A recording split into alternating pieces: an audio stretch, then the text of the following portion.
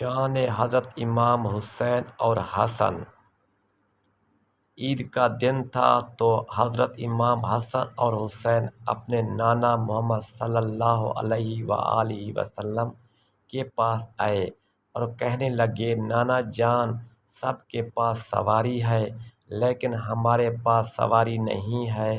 تو حضرت محمد صلی اللہ علیہ وآلہ وسلم نے اپنے دونوں نواسوں کو کندھے کے اوپر بٹھایا، ایک کندھے کے اوپر حضرت امام حسین کو اور دوسرے کندھے پہ حضرت حسن کو بٹھا دیا اور کہا، میرے سر کے آدھے بال مبارک حسین تم پکڑ لو اور آدھے بال حسن تم پکڑ لو، میں تم دونوں کی سواری ہوں۔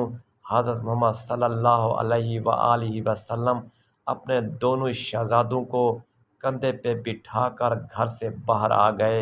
جب یہ منظر باہر حضرت عمر رضی اللہ عنہ نے دیکھا تو عمر رضی اللہ عنہ کہنے لگے، اے حسن حسین، تمہاری سواری کتنی اچھی ہے اور خوبصورت ہے۔ اس کے جواب میں حضرت محمد صلی اللہ علیہ وآلہ وسلم نے فرمایا، عمر، سوار بھی تو دیکھو، سوار کتنا خوبصورت ہے۔